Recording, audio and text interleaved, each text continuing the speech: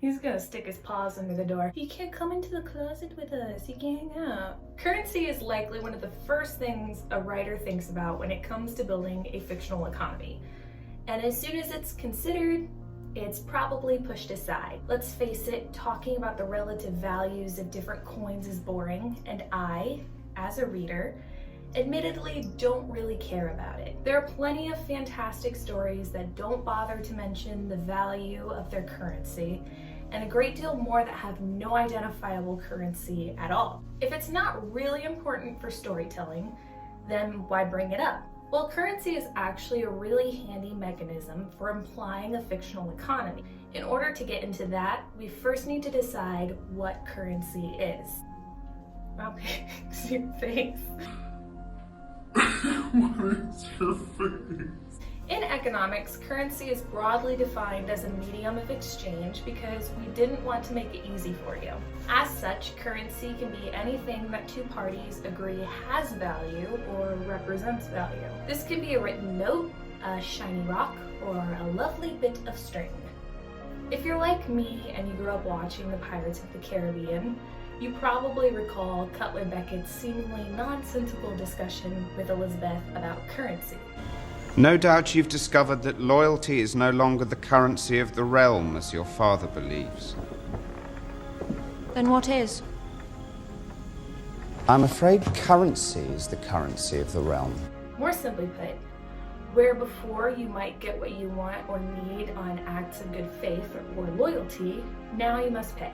While I would love to dive into loyalty as a medium of exchange, I invited you here for something a little more tangible. We can all just feel smart for now understanding that scene together.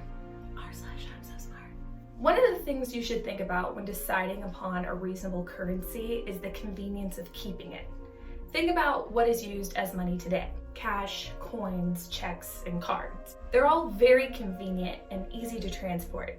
They all act as mediums of exchange with which you can buy almost anything. Technically, a 200-pound wheel of cheese can also act as currency, but it's not something I can fit in my pockets, so skipping the medium and just bartering with you would be in my best interest.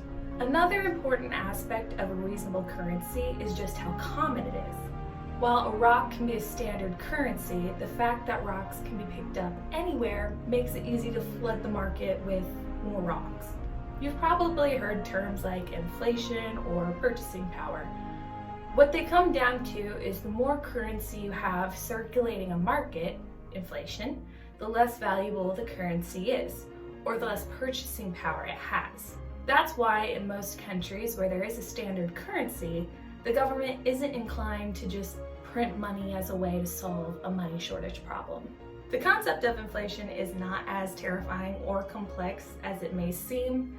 I'll explain it a little more when I make a video on supply and demand though. So now that you have the framework for what makes a reasonable medium of exchange, you can start to think about what kind of currencies would make sense for your fictional economy. Whether or not you have a standardized currency or currency issued and regulated by a governing body is completely up to you.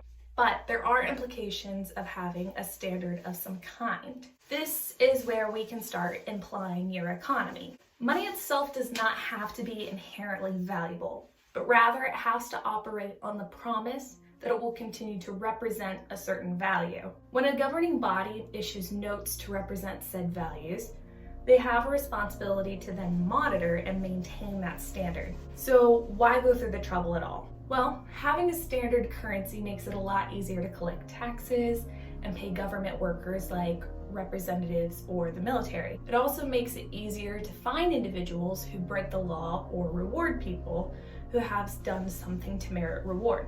If you want to imply that an economy is overseen by a well-organized, healthy, and likely wealthy governing body, having a standard currency can help do that. If you want to imply that this government is trusted to maintain the standard, then your characters can participate in commerce using the money as opposed to bartering. When something happens to violate that trust in the currency, like war, famine, plague, or an invasion, then it is reasonable to assume people will not use it as a medium of exchange. You don't see people using dollars in post-apocalyptic settings. And during times of panic, people tend to place more value on the things they need and less value in the promises of an entity they have no reason to trust. One of my favorite examples of a standardized currency system is in Brandon Sanderson's Stormlight Archives. In his stories, the most common medium of exchange is both a light source and a source of power for surge binders, who are the magic users in the universe. This gives the spheres, his currency, more than one use.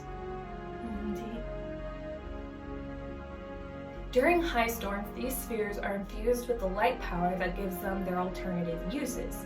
But whether or not they are a valid, or rather state-sanctioned form of currency, is not at all dependent on whether or not they're holding light. There are two reasons why I find this to be such a fascinating form of currency. The first is that the availability of light and whether or not it is so lavishly displayed is directly correlated with wealth. This is not an uncommon association. Light in really any form tends to come at a price. But in instances of high-class events, these spheres are set out as decoration, where in other stories or the real world, wealth is displayed through what the currency can be exchanged for, be it art, fine clothing, property, or food. This display of wealth is through the actual currency. If it weren't for secondary uses of the spheres, this display would be as nonsensical as Scrooge McDuck diving into a pool of gold coins. The other reason why this currency system is so interesting to me is that the value of the spheres isn't technically dependent on whether or not they have light.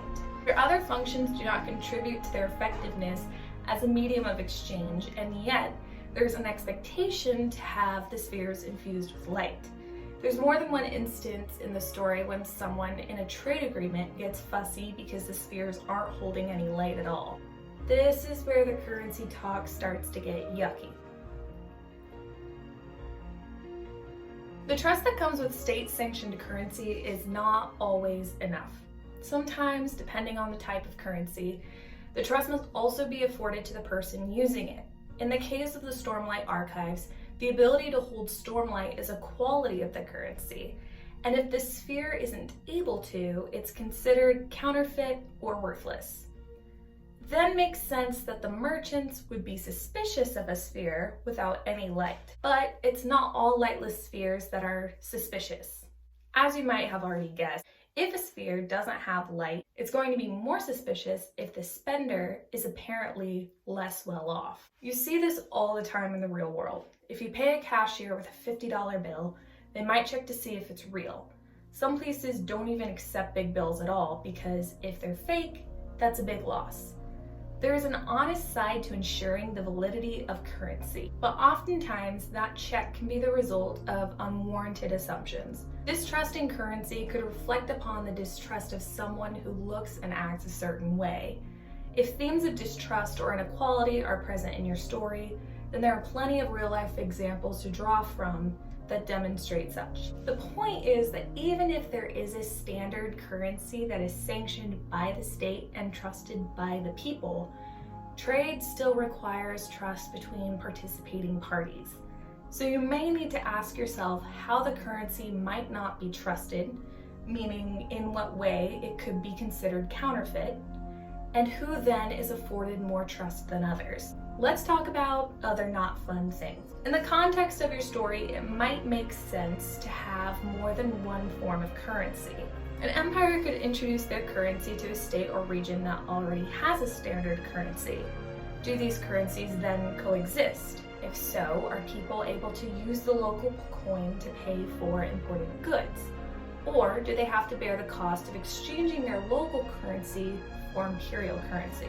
Another possibility is to have two or more currencies with which someone can pay their dues to their governing body. But there is a hierarchy of currency types, so some businesses will only accept one or the other.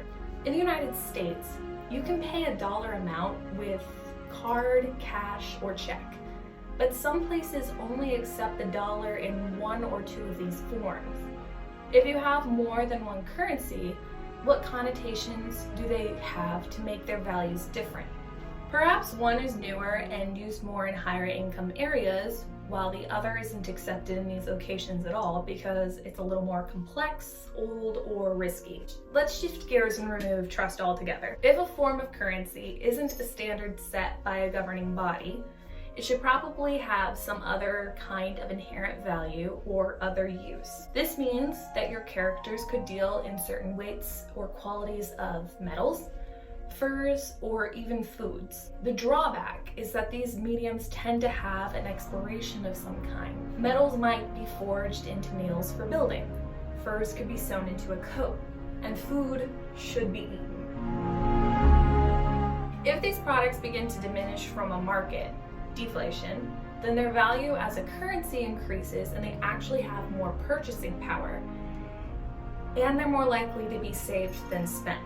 If by chance someone starts breeding beavers and floods the market with furs, we get inflation and the perceived value diminishes. Remember what I said earlier about that? Still promise to go into supply and demand in another video. Hi pigs. Come here. Hi. Sanderson further ensures the value of the spheres in his story by making them vessels of something of inherent value.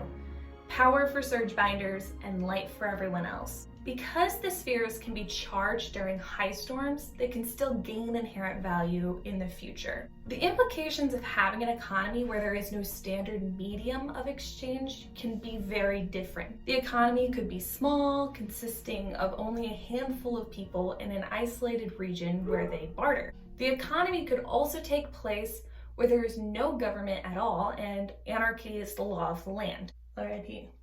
Another option is using this outside the legal economy, where the government can't actually reach. In these scenarios, there's no real incentive to fund a governing body with a standard currency. Cats are anarchists. My framework for fictional currency is fairly limited because I mostly deal in terms of non-futuristic fantasy, where the medium of exchange likely has to be physical. When you consider a more futuristic setting, or one like our own, then how far has technology advanced in the convenience aspect of the currency? To what extent can transactions remain private? In pretty much every movie where somebody has to go on the run, they get cash because even though it is printed by the Fed, it is untraceable. Credit and debit cards, on the other hand, are tied directly to somebody's identity or their reserves of cash. So in a futuristic setting where cash may be uncommon or obsolete, how then do parties protect themselves from being tracked? Are there such things as prepaid cards? Are there devices for direct transactions? Or is all trade completely monitored by whoever ensures the trust of the currency, thus eliminating the process for the use of currency for illegal purposes? Is this about to turn into a discussion about trade and the black market? No, not yet. What can we take from all this though? Well, when you're coming up with the currency of your fictional economy, consider the reach of the governing body, the incentive and ability to attribute value to otherwise worthless mediums of exchange, and whether or not it would make more sense for your currency to have some inherent value beyond just trust. You can have more than one currency in a state, but that doesn't mean all currencies will be treated equally. As always, if you have questions, please feel free to ask. I actually got the idea for this video from my friend. He just asked a question out of the blue, and it got way more in depth than I had anticipated. So thank you, Jonathan. If you have not checked out my other videos on economics for writers, please do. Otherwise, break time is over. Time to get back to writing. Pixie! Kitty, kitty! Hi!